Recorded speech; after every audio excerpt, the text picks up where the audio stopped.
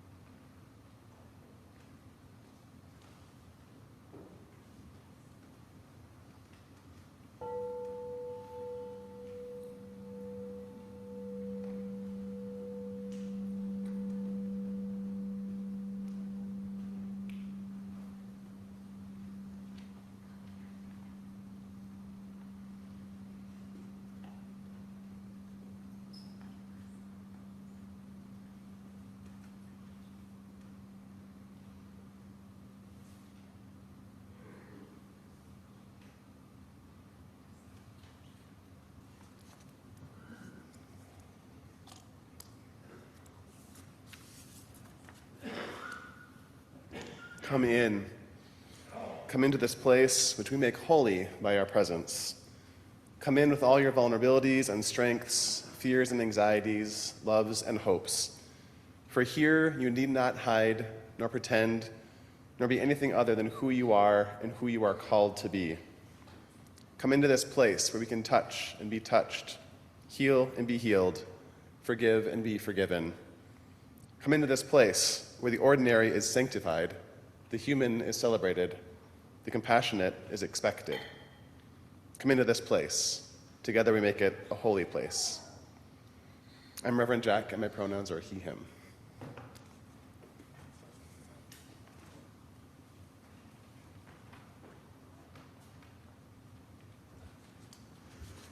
Good morning. My name is Kathy Mccomber. I use she, her as pronouns, and I'm so happy to be with all of you today. When I saw the themes for this month, where do we come from? Where are we going? Many ideas began whirling in my brain. I thought quite a bit about a recent Nova episode I watched, which explained black holes, gravity, and touched on quantum mechanics, forces in the cosmos which affect us all. I caromed to thinking about Octavia Butler's quote from her science fiction novel, Parable of the Sower, and bounced from that to a small sign in my bathroom that shapes my attitude toward change. Let's meander through those thoughts. Our theme led me to think of a favorite t-shirt that has a drawing of the Milky Way galaxy with an arrow that says, "You are here." We come from the stars. That led to the Nova episode describing a theory that subatomic particles exist in all possible states, wave or particle, for example, at once. Multiple outcomes are possible. The observer effect states that when observed, the particle is forced to choose one probability, and that is the state that we observe. The process of observing the particle changes the way it behaves. That sparked in me the Octavia Butler quote, "All that you touch, you change. All that you change, changes you. The only lasting truth is change. God is change." We have individually experienced changes large and small. Our WBUUC community is in the middle of significant, impactful change. These changes are both exciting and disconcerting. Our attitudes toward change affect the implementation of that change. And now my final thought about the small sign in my bathroom. It says, "Leap and the net will appear." Many of the life changes I have made involved risk. I needed to make decisions with imperfect information.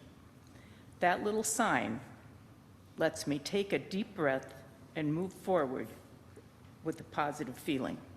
And that has worked well for me for the last 25 years. Today, we light the chalice for our power to affect change.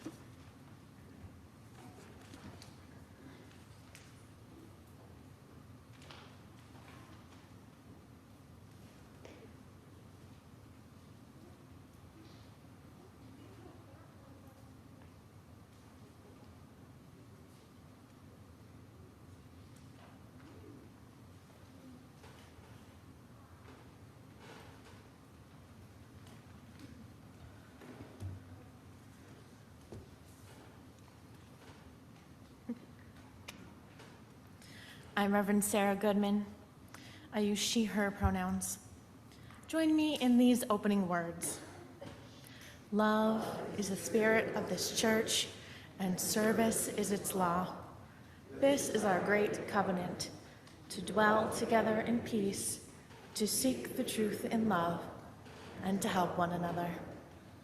I now invite you to rise in body or spirit to sing our opening hymn, number 1003 in the teal hymnal. Words will also be on the screen. Where do we come from?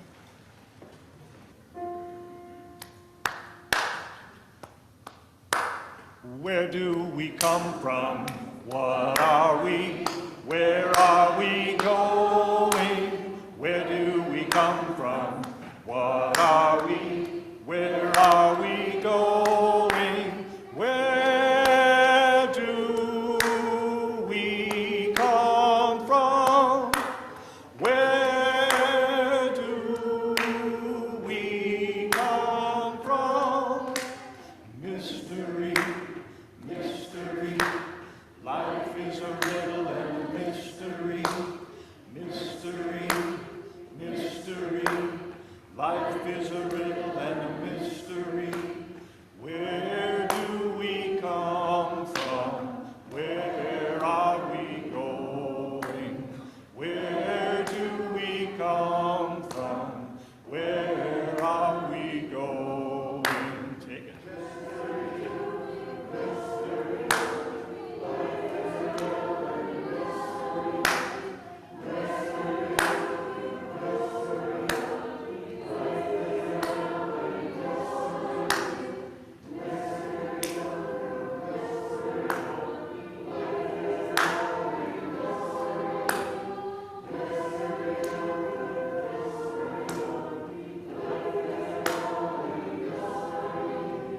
Where do we come from? Where are we going?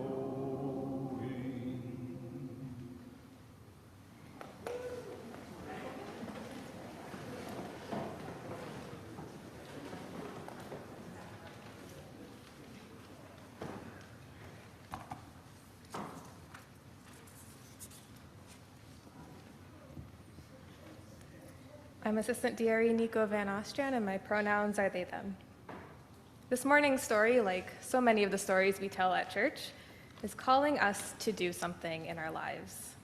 So as I tell this story, I invite you to pay special attention for that message. This story is adapted from the memory table from Creating Home. 7-year-old Stephen dragged his feet down the unfamiliar pathway, up the stairs, and down the hall to his new apartment. He was not looking forward to going home. Yesterday, a big moving van had brought all his stuff to apartment 5, and inside would be a mess of half-emptied boxes. This morning, he had found his toothbrush, but no toothpaste. Mom said it was in a different box. Stephen felt lonely and sad. He missed his old home with its familiar feeling and scent. He missed the organized chaos. His toys weren't necessarily stored neatly on the shelves, but at least he always knew where to find what he was looking for.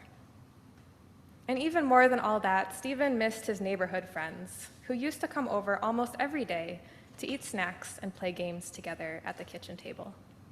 There was just something special about that home. Lost in thought about how he was feeling, Stephen almost walked right past apartment 5. The new apartment didn't greet him the same way as the old one. As Stephen crossed the threshold into his new home, he slammed the new door and thought, even the door slams differently. Standing in the entryway, Stephen looked up as he took off his mask and saw his mom coming forward to give him a welcome home hug. Home hugs at the door were his mom's specialty. Stephen felt the familiar warmth and love as his mom hugged him. He smiled at her and forgot his sadness for a moment. "Come with me," Stephen's mom said. "I want to show you something." She took him by the hand, and they walked together into the kitchen. In the kitchen, Stephen stopped and stared. All of the boxes were unpacked, and by the window was their very own kitchen table. This rough pine table had been in his kitchen as long as he could remember. It had 2 chunky legs on the ends, which Mom always said made it easier to sweep under. Around the table were 4 chairs with thick legs that matched the table. Stephen walked to the table and saw the red permanent marker spot he'd made when he was 2 years old. At the end of the table, a pile of papers was already beginning to form. On the side here was a gouge from where Stephen's sister thought that she could slice a cucumber snack without a cutting board. And right in the middle was a bowl of mango, cut into perfect cubes like Mom always did when someone was feeling sad. His mom sat down in her usual spot, and Stephen sat in his. "I know you've been sad, Stephen," his mom said. "You are missing all the old things and exhausted by the new things. How are you feeling right now?" Stephen thought for a moment, enjoying the sweetness of a mango cube. "I was sad because I was thinking about everything I miss from the way things used to be. But then I started thinking about the things that used to happen at this table that probably could still happen, even if it's in a slightly different way. We used to have dinner together at this table every night, and that can happen in this apartment too. I can draw my pictures here and remember all the other times I sat here and created artwork. I can still invite my friends over for snacks and games, even though we live a little farther apart now." "Stephen," said his mom, "this table is the place where memories meet new experiences for our family. Our home is the place that we eat together, grow together, and learn together. Even if a lot changes around us, the good things that happen in our home don't change. There is something special about this home, too." "Mom," said Stephen, licking the last bit of mango from his fingers, "I'd like to light our chalice now, with the blessing we do at religious education on Sunday mornings. It's perfect for how I feel about this familiar table in our new apartment." Stephen's mom smiled and retrieved the matchbox. "What is the blessing?" Grateful for being here, grateful for being here together."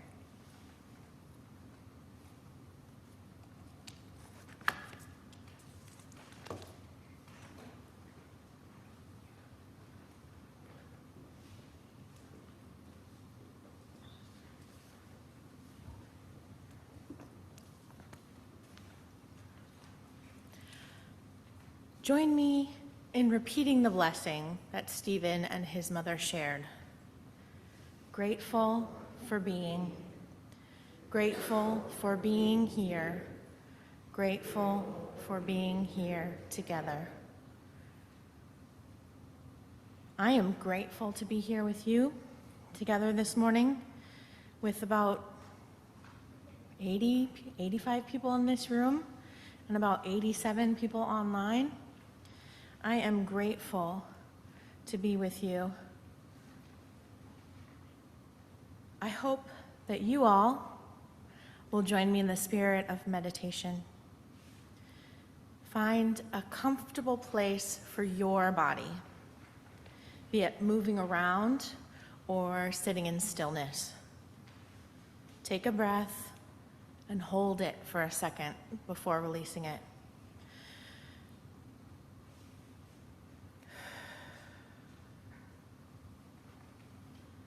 This morning, I'd like you to join me on the journey of your senses.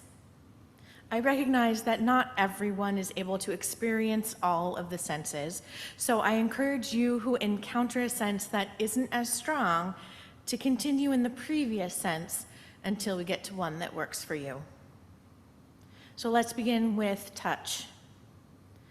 Shift your focus to one of your hands. What is it currently touching? What is the texture, the temperature, or size?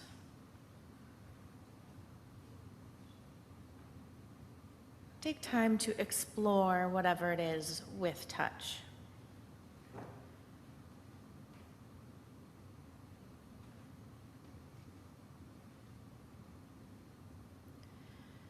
Now, reach out with a hand and find something with a different texture, temperature, or size than the first thing you touched. What does it feel like to be touching something different than what you were first touching?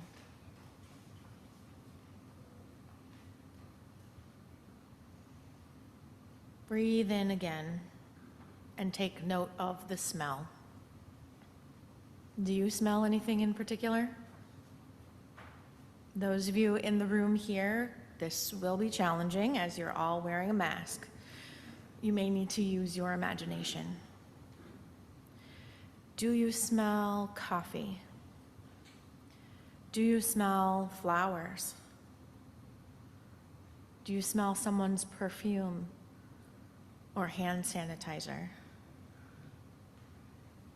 Do you smell the food you're making or eating? Does the place you are in smell familiar or new?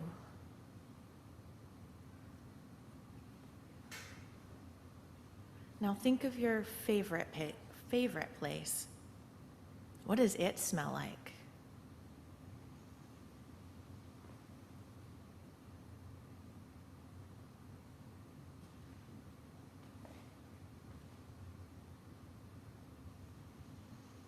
Now open your eyes if you've closed them and focus your vision on something close right in front of you. Is it the table that your device is sitting on or the pew right in front of you? Take a moment to look at the way the light plays on the surface. Is it shiny or dull? Where's the light coming from?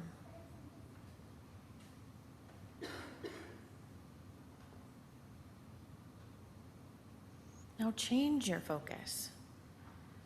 Look further away into the distance. Is there a window you can look out? Or a wall across the room? What colors do you see? Is there anything moving?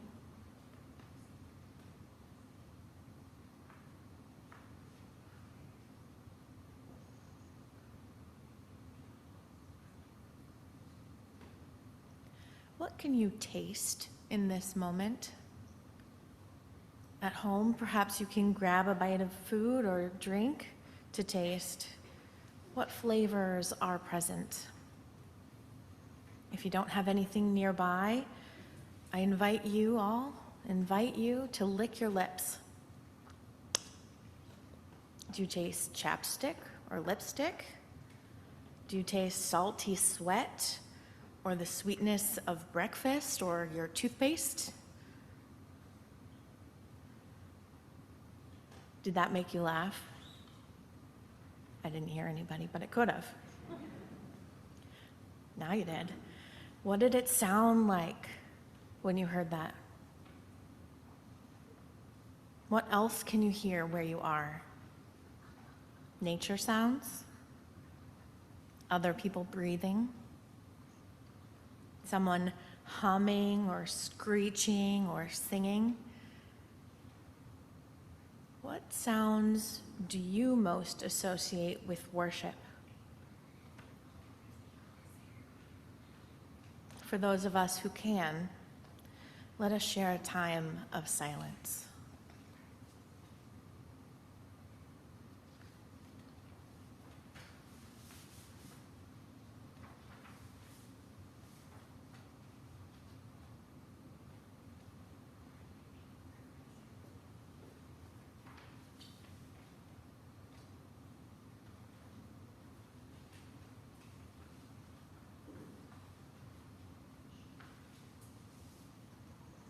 Part of the history of this congregation is a time to share the joys and sorrows that live in the hearts and the members of this community.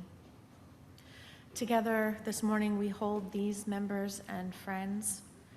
We hold Sheila Moore as her husband passed away last week.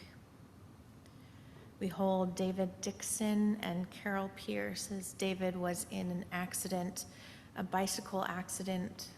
It was serious, but not life-threatening.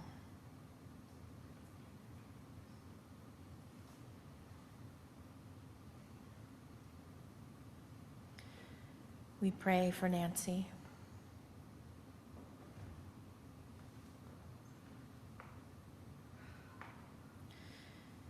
We pray for Nancy Cosgrove, who's in Boutwell's rehab getting treatment from a bad fall.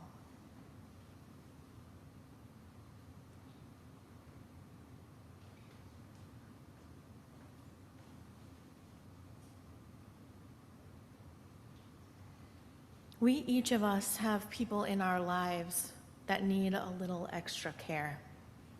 So let's share the names of those people aloud into this space so that we may hold them all together.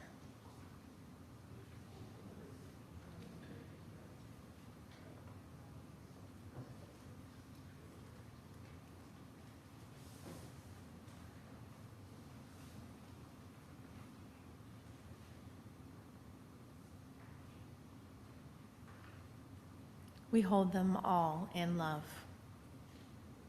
Amen.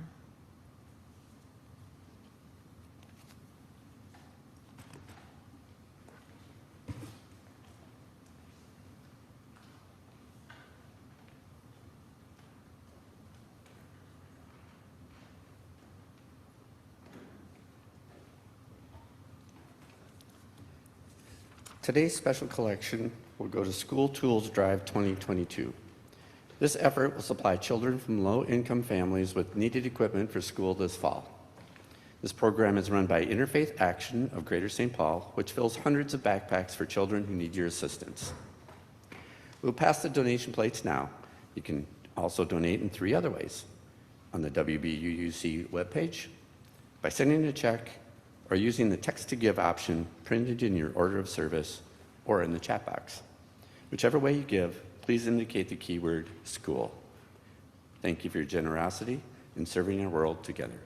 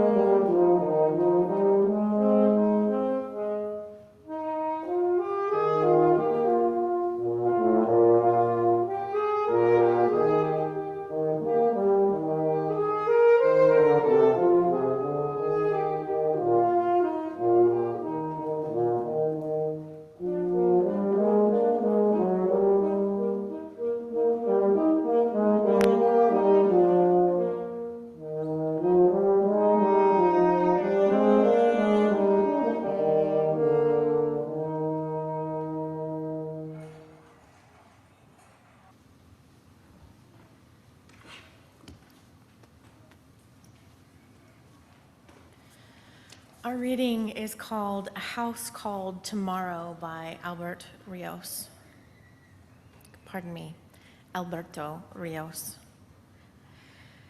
You are not 15 or 12 or 17. You are 100 wild centuries. And 15, bringing with you in every breath and in every step everyone who has come before you, all the yous that have ever been, the mothers of your mother, the fathers of your father. If someone in your family tree was trouble, 100 were not. The bad do not win, not finally, no matter how loud they are. We simply would not be here if it were so. You are made fundamentally from the good. With this knowledge, you never march alone. You are the breaking news of the century. You are the good who has come forward through it all, even if so many days feel otherwise. But think, when you as a child learned to speak, it's not that you didn't know words, it's that from the centuries you knew so many, and it's hard to choose the words that will be your own. From those centuries, we human beings bring with us the simple solutions and songs, the river bridges and star charts and song harmonies, all in service to this simple idea that we can make a house called tomorrow. What we bring finally into the new day every day is ourselves. And that's all we need to start. That's everything we need to keep going. Look back only for as long as you must, then go forward into the history you will make. Be good, then better. Write books, cure disease, make us proud. Make yourselves proud. And those who came before you, when you hear thunder, hear it as their applause.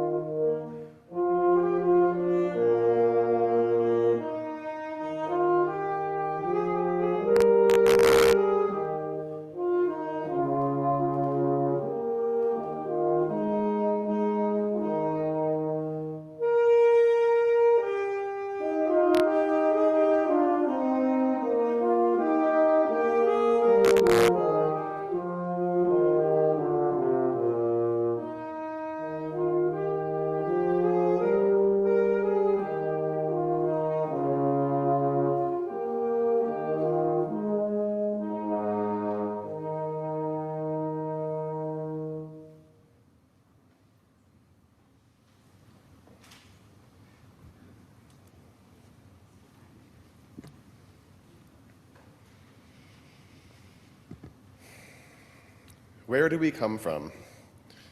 What a deep and confusing question with so many possible answers. The stork? Our parents? The Big Bang?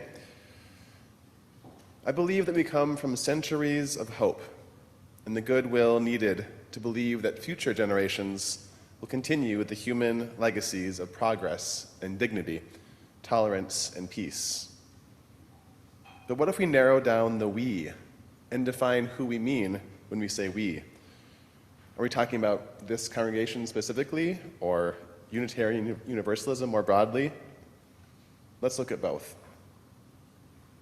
Our history is endlessly fascinating, and I am perpetually interested in deciphering between the transient and the permanent. What was a passing fad, for instance, shoulder pads and pagers, and what is more long-lasting?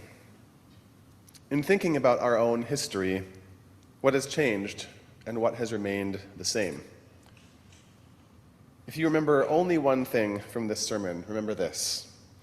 We have a rich array of theological diversity, meaning that many of us talk about and define God differently or not at all. And that diversity does not divide us. And this is actually much harder than it sounds.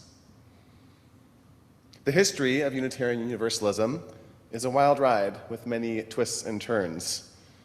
There's not just one single telling of our history or a central story. There's not just one narrative or pivotal point. Our history is a mosaic with multiple layers of paint covering over other layers of paint. Many parts of our theology and history have been highlighted as a counter-narrative that stands against some prevailing view. For example, during the Great Revival, many evangelists were preaching fire and brimstone sermons under the sweltering heat of big tents. And the heat helped to persuade the listeners to avoid the preacher's version of hell. On the other hand, the Universalists at that time proclaimed the good news of universal salvation, arguing against the presence of hell. In essence, they said that God was too good to damn anyone to hell, a controversial idea at that time.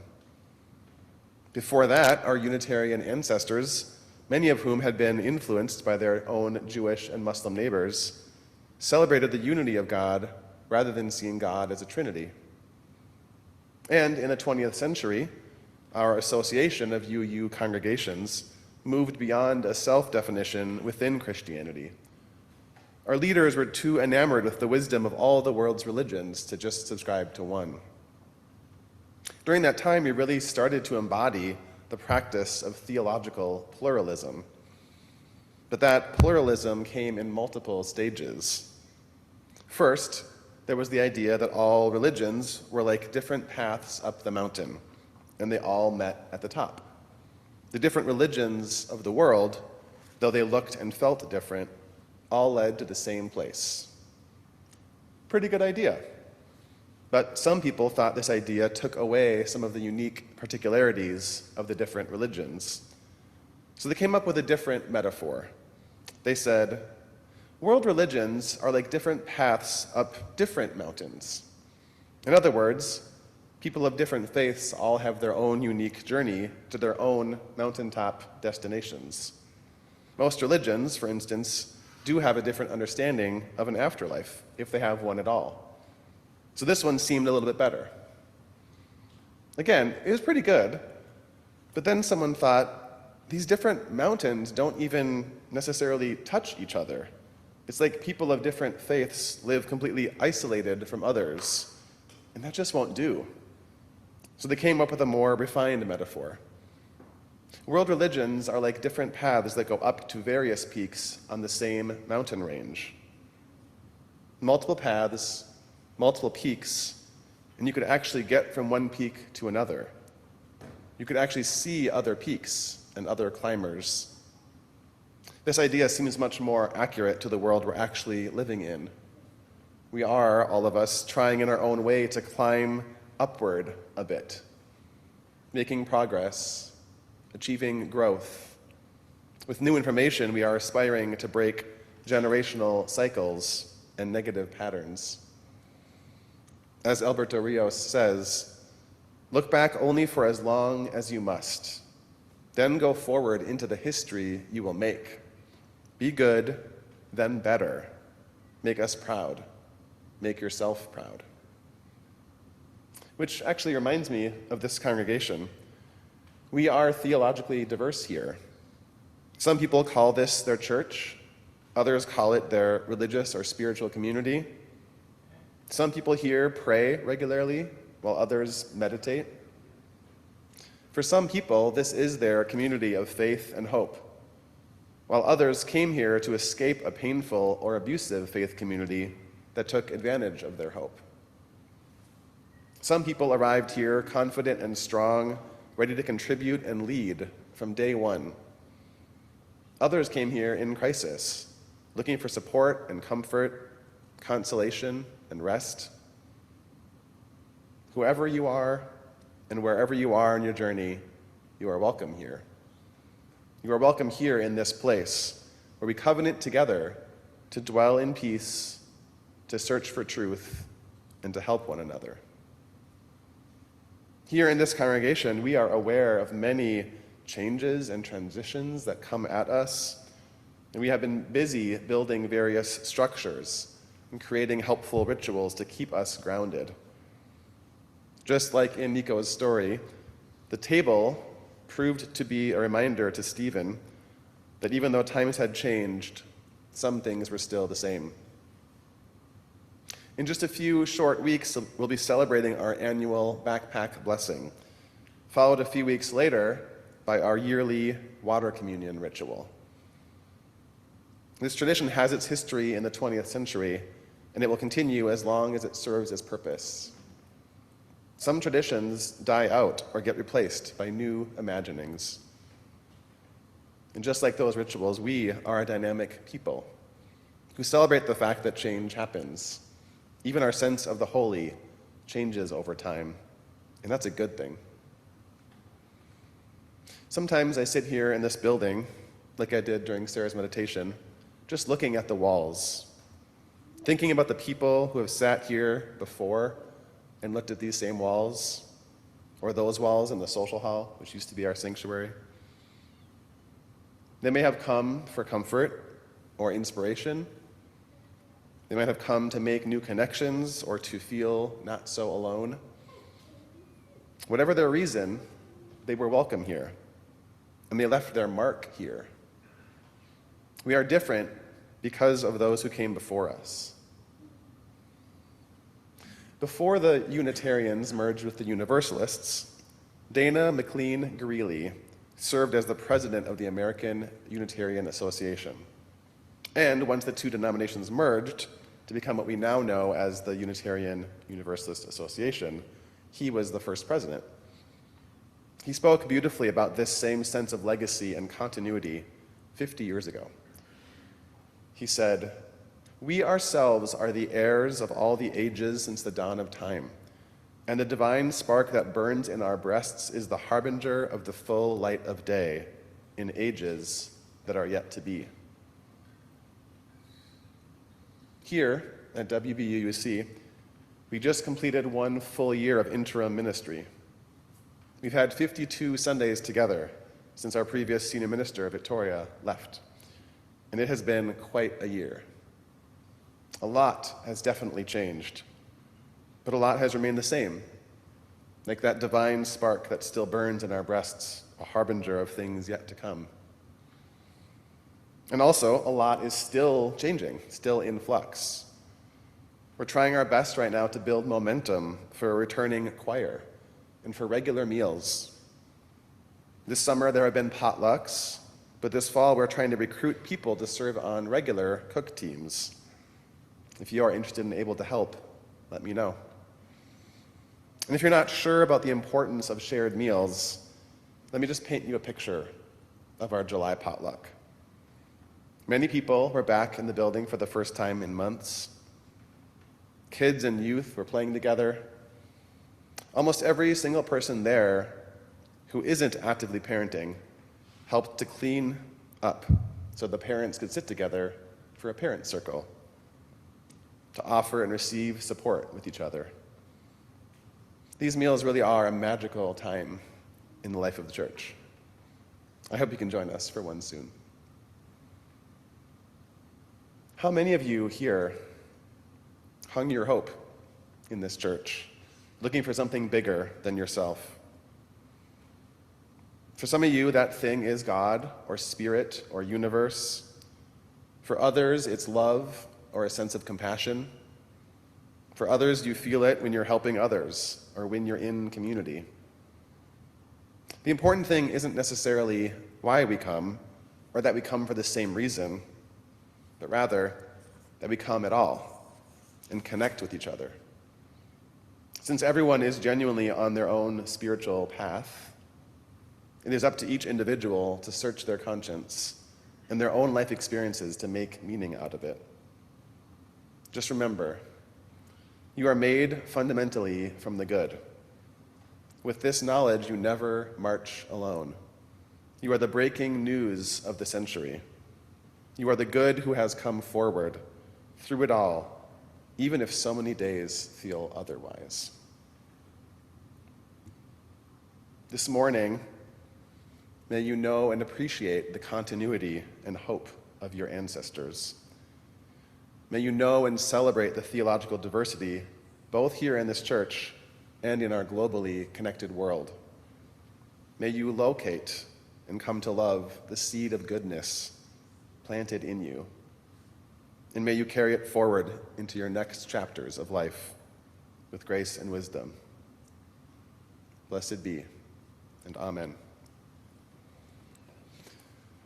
Please join me for our closing hymn where we will sing about the theological diversity present here and in this room and in our Unitarian Universalist faith. It's hymn number 2 in the gray hardback hymnal, Down the Ages We Have Trod. Since there are 7 verses, we'll be passing over verse 3 and 6. Please rise in body or spirit.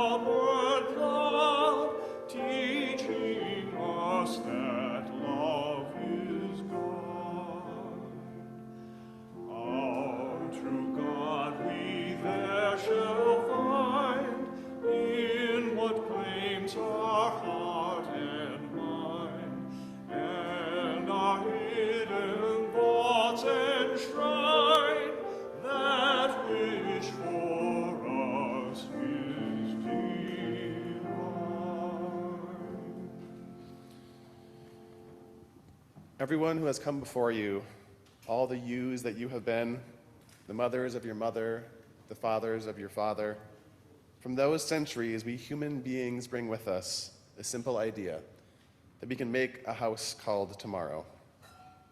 Be good, then be better. Make us proud, make yourself proud. Go in peace, but first enjoy the postlude.